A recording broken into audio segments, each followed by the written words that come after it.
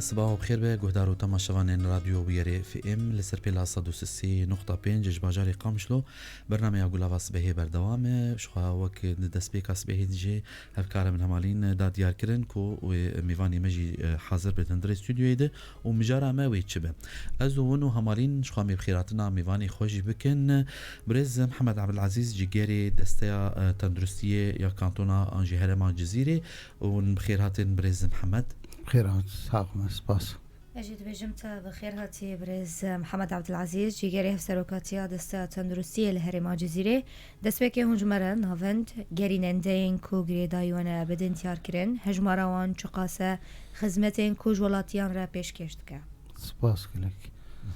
شخوا سازي مي غريداي هيئات تندرستي لباجار جزيرة لكانتونا جزيرة شخوا مشفنة مستوصفنة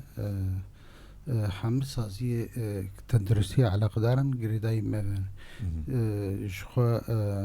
لقامشلو الباجاري قامشلو مشفى دلو شعفة مستوصفنة قريداي من كاري خدكن مشفى ديركي مشفى قل حسكي مشفى مستوصفة زرقاني مشفى دربيسي مشفى عمودي افتاف قريداي دستينه باشا برز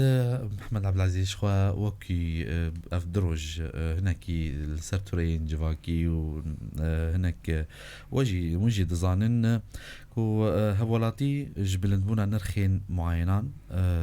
انكو ازمونا نخوشيان بلندبو آلیه یکیتیا بجیش کاف شخوا اف بریار هات بودر کتن هون چاوا ویم جاری دن نرخینن وکو ون جیگرن ده دسته تندرستیه ده براستي يعني زي ذكرنا معينة نش ما في يكيتيا تختوراي يعني أفنك زبون دبريار يذهبوا درش نفي سوان ذهبوا شخوا أما جفاتك العجلة الدار خست و أم لسرفي سكنين ما أف بريار دا سكناندن وملهفكر يعني ما أف بريار دا سكناندن بخوا يكيتيا تختورا سازيك سيفيلي يعني سازيك سيفيلي لي أمكارن تشناب هفر بريارة بستينن أمكارن هفر شيورن إداريا قريداي يعني إداريا قريداي مي أو سازيك سيفيلي لكار بريارة خوسين لأمنا ملتزم ببريارة وان يعني كارن بريارة شخور بستين أو إشيوان أو صربخوني يعني لما جينا كبوار قريدا عجيل وما أفتش دا سكناندن دوية روشا تبلهاف بله او رش نویس خود دان سکن عندنا شو قلت جواتك والي قال يكيتيا بيجن بجيش كان هبو انجامن في جواتي تشون بيجن نتاجن في جواتي ما قفتقو كر جبر لسر نبس مجاري معينة تنيجي موادي مخبري هنا دكتوري درانا موادي وان هنا أشعة أري أفتف ظانن روشك أستنجي هنا يعني جدر ودر بازبن رين نخوشن بوابون شي بوي دولار بلن بوي هر دفي عم لسرفي الروشي بسكن راسي لأنا دفي الروشات تفلهفد ما أو دوي بمجا يعني إنجا ما قدر كاد ما دا سكن عندنا افتشت حتى إشعار آخر بله برز محمد انها بريارا كوج ميفاجر دي ساسر مجارا خويانجي يكيتيا تختورا قالوا أبريارا كوج يكيتيا بجيش كان تختورا نها دركتن قالوا نشانا وينا دده نو وكو هفريزيك يانجي تنسيقك تنادنا برا دستيا تندرستيه ويكيتيا تختوران إيش هو جبر تنسيق هنك زعيف وأفتش دركات يعني من المفروض لهفدورون شتانا وكمتية تندرسية قشتي ويكيتيا تختورها وحتى يكيتيا صيدلية هل بت أنا دبي بيشنياري خوب كن شم خبري هن أشعة دكتوري درانا أفقش بيشنياري خوب كن أمسرونين أم كاربن قرار كيبسين شو بشتي بطال كرنا نرخي معينين بيجن يبلن شو راحت يك الجم هوالاتيان شكر هنا شاف روشي شاف دير بكن كوميتين وهنا كو شاف ديريان نرخي وان ين ديار كريم بيجن وي بكن بخدي افتشت يعني وك انا جي مش هوارقو يعني تشكي مي انا لجنة متابعة خشكت جمتنا ولجنة رقابة جي الجمنة فعالة لمديرية صحة قامش لو في تشتي تشوبينه وأبجي جم خوف تشوبينه أبي شهر ساعة سر درب أسبوعي يعني نا وقتها قلكي كنا حتى أمناس بكن إنجامي لسر خلكي شو أبو يعني هل بت بخل كيف خشيا خبد الناس كرني يعني باش يعني إنها وقوت يعني حطاني إنها دستيا تندرسي چما حطاني إنها يعني ام براسي وكو رخنكي وكو كيماسيكي دبشي كاري ود چما حطانها كوميتيك شوباندنا نرخي درمانا يعني برزغريكين جو ولاتيان درباست من نامبرا و تختوراد وقتاني سر زمان حمو يعني بشي تندرسيه حمو بشي خو اشعه وتحاليل واوانا يعني تنابين أواكي ماسيك دارية ودفايا بلي شخو مد سري صاليت سري في مهيد يعني ما بريار سند في كوميتك شو باندني شي في ياكل لجناك جو مشتريات شي في لجناك شعلامر شي في تشتي ام بتابعين وهلبت انا بكار سرويت كن وبيشروجي شخو بسكريكا كاب ما بريغو مديريا صحة قامشلو وهي اجي نيزيكي يعني كاري تشيك بسكريكا كاب بري خبدن وان يعني شخوي اف برسام ابجينها ولاتيك المجهود داردك هم ولاتي قامشلونه واف برزغريك تشيبو خلق البنغوي هافكاتن وسرتورين جواكي نيساندن وغازني خودكن قالوا ولاتيك دي برسش خورنها المجهود داردكي قلتشتك يوسا تشيبو از بيم غازنا خوشكير يعني بيشكيش بكم از غازنا خوشكير بيجم كرمك والله بهيفي يعني بري خود المديرية صحة وك بتشتك بسرنا خسن بري خود من دستيه يعني دستيه ودفيل سر تشتيهم سكنوا ويشاغي وقتك انا نهام بيجن مثالك دكتوره كي مانيك بالسيفيل كيركريه وقتي تبري خو بد هي ايه تكارسر اغاندي بيجم افتش كريه افغازن كريه وبمفنهاتنا الكاريا منكرنا هلبت يعني دفي بري خو بدن هي ايه بدن مديريه صح دسبيكي مديريه صح اگر يعني كاريو ابجيناني دكارن بله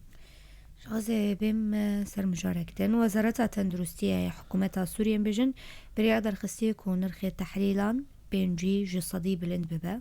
شو برياد دركتية مبيجن برياروا جبو فيتشي ونيتشي بكن نما قو ما بيشنيار دبي بيشنياري وانا بقرن تختور أجبر روشة ما نوق روشة سوري كشتي روشك ما حبكي تيمان منديك وياي يعني دبي أم نريني هركسي بقرن باشي ام كاربن بريار كيبسين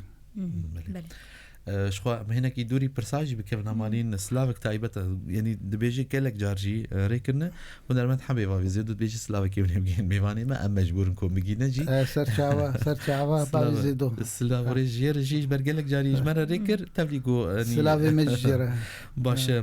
لفر انها قالك برسنديجي براسي هنا وهنجي دناف اخفتنا بالكو ام درباسي استوديو يجي ببن هناك ام هناك سر اخفين بروجي نوا بريز محمد عبد العزيز بروجي نواجبو صالة نو چنه شخوا نخوشخانه عدلو چاف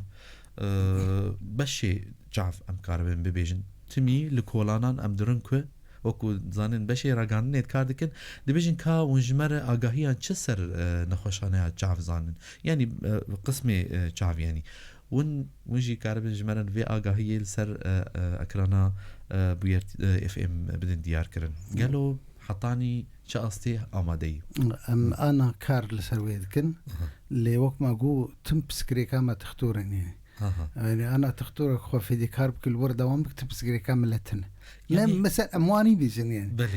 فاش ده تختوري ما تعفاهنه هاك هري نيف ساعتي راكر وجيش وقت اخو تبسكري كامتن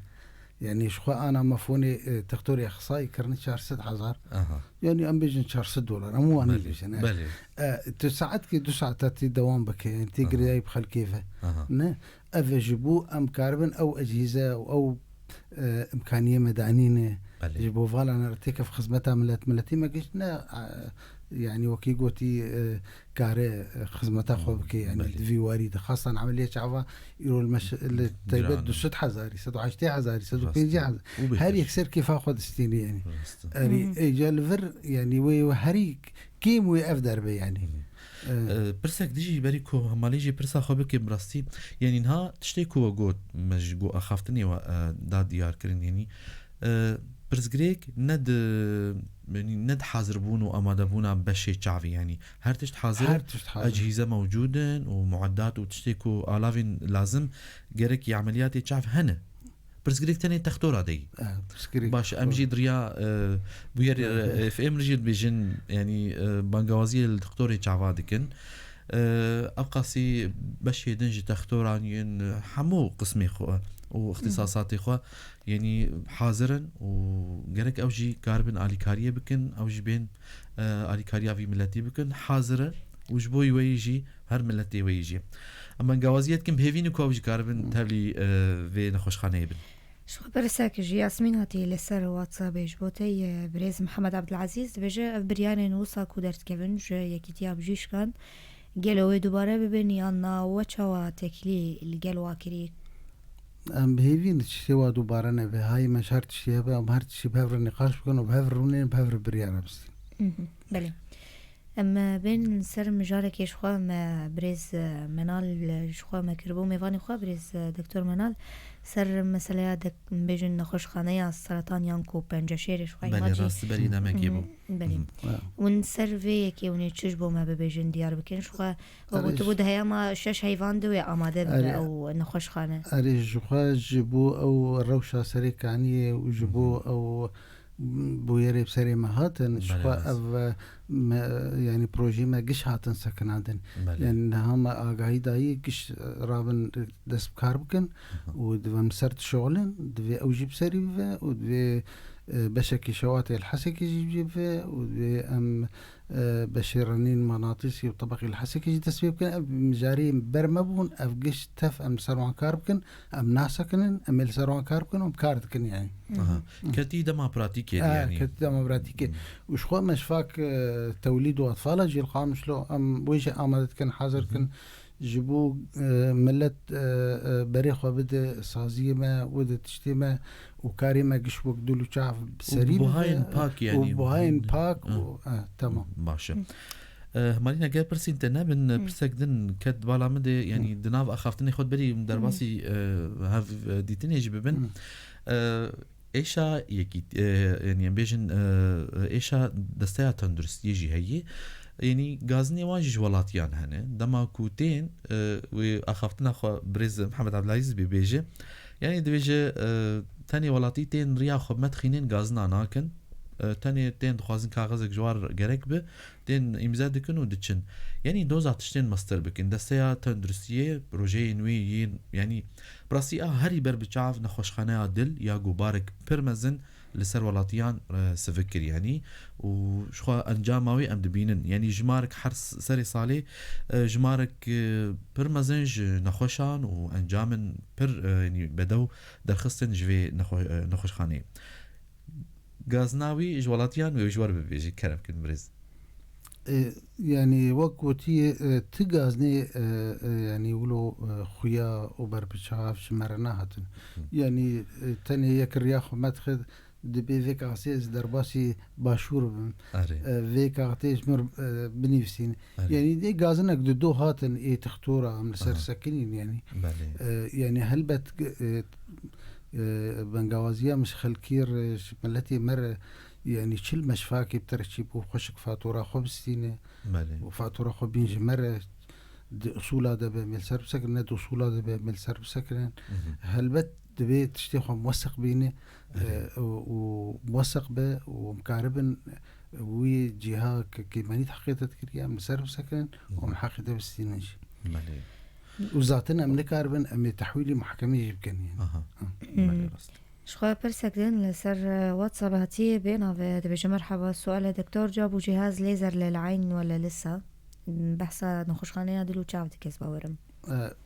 ليزر آنين بس بري ليزر جارك سؤال بكرة دكتور هي هف برزقريك يعني دي سايد ديفيجن برزقريك جب دكتور هاي نيزيك إن شاء الله من دكتور شعبارونين ونيزيك أمي بروجيك يجير ببيني إن شاء الله شخو دوباره ياسمين ريكيري بريز محمد عبد العزيز برغم القرار هناك تجاوزات من قبل الدكاترة حول القرار أنكو حول بيجب درباري النرخي دكتورة عند النرخي معينة تجاوز قلك هي ونجبو في كي شو دبيجن يعني قد بيجم لا تختور قش يعني تختورنا هنا درباري فيرا وشيء بلكي السر وسائل التواصل بلكي هناك قوت معينة حكيم جيتكم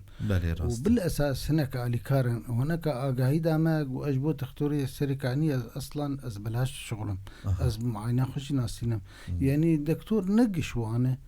هنا زول في تشيد قرن وزاتن المنفعة خد هني تقرن وهني جي المنفعة قال لي خد قرن وزاتن أولاي قال له وحار تشتي راكري جفي قال لي راكري يعني